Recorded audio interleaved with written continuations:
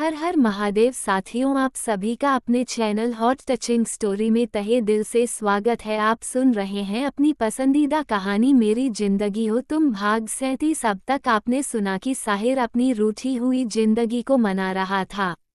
पता है मुझे, वह कुछ नहीं कहते एल, अभी भी ड्राइवर कुछ नहीं बोलता एल, चुपचाप सुनता और मुस्कुराता एल। साहिर ने हाथ बढ़ाकर फिर से जिंदगी को अपने नजदीक किया एल। पर जिंदगी नाराज दूर ही थी। तुम्हें तो बस नाराज होने के लिए बहाना चाहिए होता है, लेकिन आज किसी भी नाराजगी की जगह नहीं है एल, दूर जाने के लिए सोचना भी मत। बहुत मुश्किल से तो कुछ पल सुकून के मिलते हैं और तुम हो कि अपनी नाराजगी में सब बर्बाद कर देती हो एल। साहिर ने जिंदगी की आंखों में देखते हुए कहा एल। न जाने साहिर की आंखों में ऐसा क्या था कि जिंदगी की पलकें खुद झुकने लगी थी एल। जिंदगी ने धीरे से उसके सीने पर अपना सर रख लिया एल। साहिर की स्पेशल गाड़ी काफी लंबी चौड़ी थी एल। सामने वाली सीट को खोलकर साहिर ने अपने पैर फैला लिए एल। जिंदगी उसके सीने से ही सटी थी एल। साहिर ने रिमोट से गाड़ी में लगा म्यूजिक सिस्टम ऑन कर दिया एल। एफएम पर बड़ा ही खूबसूरत गाना बज रहा था। अभी सांस लेने की फुर्सत नहीं है कि तुम मेरी बाहों में हो, कि कुछ देखने की इजाजत नहीं है तुम निगाहों में हो। कुछ देर तक दोनों के बीच बिल्कुल चुप्पी थी एल। कानों से होते हुए गाने की आवाज सीधे दिल तक उतर रही थी और अचानक से साहिर के दिल के अरमान मचलने लगे एल। कुछ तो सारे काम और टेंशन से फ्री होकर जिंदगी की नज़दीकियों ने मौसम का रंग बदला था, तो कुछ इस मजबूत रिश्ते के खूबसूरत रंग अब उसकी जिंदगी में चढ़ रहे थे। साहिर चाह भी अब अपने दिल के अरमान दबा नहीं पा रहा था। जिंदगी, हाँ, जिंदगी ने धीरे से साहिर के सीने पर से अपना सर उठाकर अपना चेहरा उसके सामने किया। अच्छा एक बात बताओ वेल, तुमको पता है घर वालों ने तुम्हें मेरे साथ क्यों भेजा है? आपकी तबीयत ठीक नहीं है न, इसलिए। सब लोग जानते हैं कि आप काम के चक्कर में सब कुछ भूल जाते हैं, इसलिए प्रेम काकोसा चाह रहे थे कि आपको कुछ आराम हो जाए और पापा ने भी यही कहा है। जिंदगी का जवाब सुनकर साहिर के होठों पर मुस्कुराहट फैल गई। पता था मुझे ऐसा ही कुछ जवाब आएगा एल। साहिर ने जैसे जिंदगी के नादानी के मजे लेते हुए कहा एल। उसने धीरे से अपने अंगूठे से जिंदगी के होठों को छुआ एल। जिंदगी का सारा बदन झंझना कर कांप उठा था एल। अकल से बिल्कुल बच्ची ही हो और घर वाले इस बच्ची से बच्चे की डिमांड कर रहे हैं एल। साहिर के होठों से धीरे से निकला एल। क्या मतलब आपका? एक तो साहिर की हरकतें और दूसरे उसकी बातें। जिंदगी इतनी भी ना समझ नहीं थी एल। पेट में तितलियां उड़ रही थी और दिमाग ब्लैक हो गया था एल। मेरा कोई मतलब नहीं है। मतलब तो घर वालों का है जो कि तुम समझ नहीं पा रही हो एल। मैं नहीं समझ पा रही तो आप समझा दीजिए एल। जिंदगी ने फिर से अपना चेहरा साहिर के सीने में छिपा लिया एल। लगता है कि अब ऐसा ही करना पड़ेगा एल। साहिर ने दोबारा से अपने अंगूठे को जिंदगी के होठों के आसपास फिर आते हुए कहा एल। जिंदगी ने उसका हाथ पकड़ लिया एल। यह क्या कर रहे हैं आप? अभी तो कुछ कर ही नहीं रहा, क्योंकि तुम कुछ करने देती ही नहीं। पर घर वालों की डिमांड है कि हमें प्रतापगढ़ के अगले राना की तैयारी करनी चाहिए। साहिर के होठों पर एक मुस्कुराहट सी फैली हुई थी जो कि जिंदगी को उलझा रही थी। अगले राना की मतलब ये कि तुमने जो बड़ी माँ सा से कहा है, वही बात आ जाते वक्त अर्जुन भी बोल रहा था। साहिर ने जानबूझकर बात अधूरी छोड़ते हुए जिंदगी की तरफ देखा। आपकी यही गोल गोल बातें ना मेरे दिमाग के ऊपर से चली जाती हैं और फिर बोलते हैं कि जिंदगी तुम्हें तो कुछ समझ में ही नहीं आता। प्रतापगढ़ के राना सा आप हैं तो फिर अगले राना की क्या जरूरत है? बड़ी माँ सा ने उन दोनों की शादी के लिए कहा है, उन्हें प्रतापगढ़ का राना बनाने के लिए नहीं। और आपको क्या लगता है कि आपकी जगह अर्जुन भाई सा या फिर सत्यम भाई सा इस जगह को संभाल सकेंगे? बिल्कुल भी नहीं। अर्जुन भाई सा से तो उम्मीद भी नहीं रखनी चाहिए, वो तो खुद को संभाल ले एल, इतना ही मुश्किल है। और सत्यम भाई सा भी आपके जैसे नहीं है एल। जिंदगी ने साहिर की तरफ देखते हुए कहा एल। मैं बात दिल्ली जाने की करता हूँ तो ये लड़की ढाका पहुँचा देती है। जिंदगी की बात सुनकर साहिर ने अफसोस से अपना सर हिला दिया। अब क्या हुआ? कुछ बोलते क्यों नहीं? कुछ नहीं। तुम कुछ बोलने लायक छोड़ती कहाँ हो? हाँ तो कुछ मत बोलिए, चुपचाप गाना सुनिए। एफएम पर गाना बदल रहा था। मुरली के तानों सी, वेदों पुराणों सी, मोहन की गीता के जैसी तुमसे ही अच्छाई, तुमसे है सच्चाई, तुलसी के सीता के जैसी तुम। तो तुम्हें लगता है कि मैं चीजें बेहतर ढंग से संभाल लेता हूँ? साहिर ने दिलचस्पी से जिंदगी की तरफ देखते हुए पूछा। जिंदगी ने हाँ में सर हिला दिया। पर मुझे तो ऐसा नहीं लगता, साहिर ने मुंह बनाते हुए कहा। एक अपना रिश्ता तो ढंग से संभाल नहीं पा रहा है, जहाँ था वहीं पर अटका हुआ हूँ और इनको लगता है कि मैं सारी चीज़ अच्छे से संभाल लेता हूँ। दिल के जज्बात संभलते नहीं है और ये तूफानों को संभालने की बात करती हैं। इस बेखुदी के आलम में साहिर का दिमाग न जाने क्या क्या सोचे जा रहा था। ना लगता है तो मत लगे, आपके लगने से क्या चीज़ें बदल जाएगी। प्रतापगढ़ के राणा आप है तो आप ही रहेंगे, आपकी जगह कोई नहीं ले सकता। जिंदगी जैसे बजिद होती हुई बोली। साहिर चुपचाप जिंदगी के चेहरे को देख रहा था। उसकी नज़रों में आज न जाने हसरतों के कितने जुगनू झील मिलकर रहे थे कि जिंदगी अपने आप में सिमटी जा रही थी। जिंदगी को ऐसा लग रहा था कि अगर वह तुरंत साहिर से अलग नहीं हुई तो खुद ब खुद उसी में सिमट जाएगी।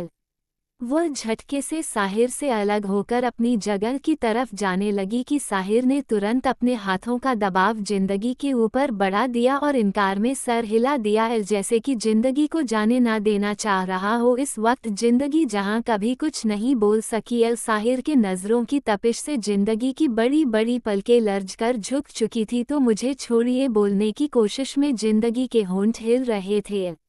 अचानक से जाने साहिर के दिल में क्या समाया कि वह जिंदगी के होठों पर झुकता ही चला गया। तुझ पर खत्म हो मंजिलें, फिर कोई रास्ता ना हो, तेरी निगाहों में मेरे सिवा कोई दूसरा ना हो, तेरे इश्क में खुदा करे फना हो जाऊं मैं फिर, तेरी खूबसूरत बाहों के बाद मेरा पता ना हो।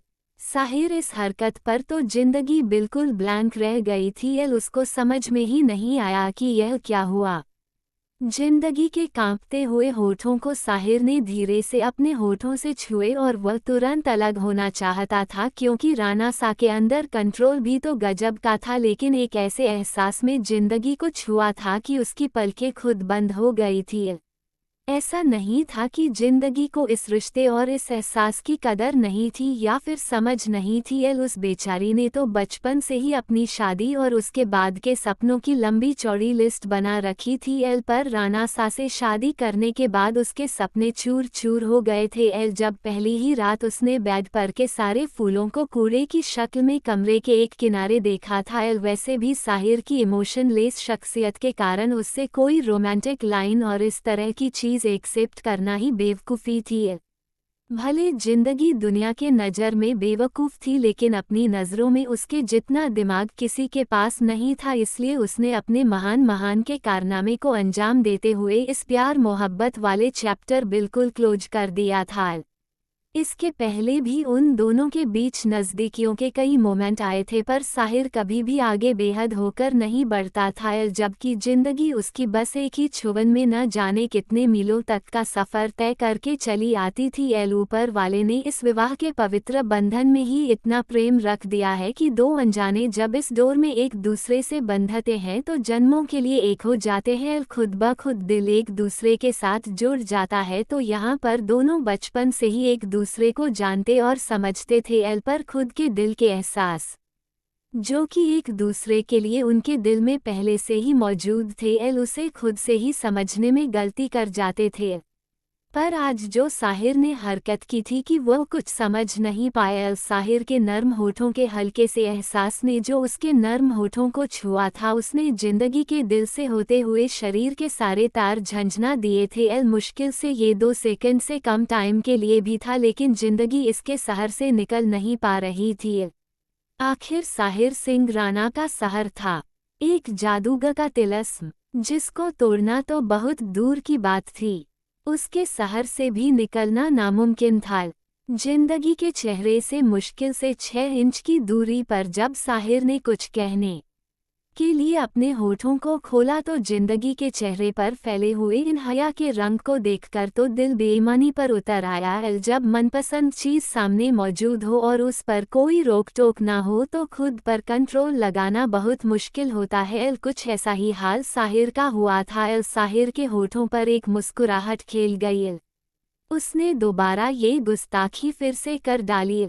जिंदगी की हालत अब तो कहने लायक नहीं थी। पेट के अंदर तितलियां उड़ रही थी और खुद का शरीर खुद से बगावत कर रहा था। उसके हाथ साहिर के ब्लेजर पर कस गए। दोनों के होठों पर एक दूसरे के होठों की जो प्यास लगी थी उसे प्यास को बुझाने का मौसम अचानक से ही बन गया था। एक खूबसूरत और जायज रिश्ता दोनों के बीच मौजूद था। जिंदगी ने न साहिर को रोकने की कोशिश की और न साहिर खुद से रुका। कुछ देर के बाद जब साहिर की उंगलियां जिंदगी के सूट के ऊपर से ही उसके शरीर पर हरकत करने लगी तो पेट में उड़ने वाली तितलियां अब गुदगुदी करने लगी। जिंदगी ने मचलते हुए धीरे से साहिर को अपने से दूर करना चाहा तो पहले सहित का दिल इस चीज़ के लिए तैयार नहीं हुआ, लेकिन जब जिंदगी की कोशिशों में तेजी होने लगी तो जगह और समय की नजाकत को देखते हुए साहिर हल्के से दूर हो गया। जिंदगी झटके से सीधे होकर अपने जगह की तरफ जाने लगी, लेकिन अब साहिर को दूरी मंजूर नहीं थी।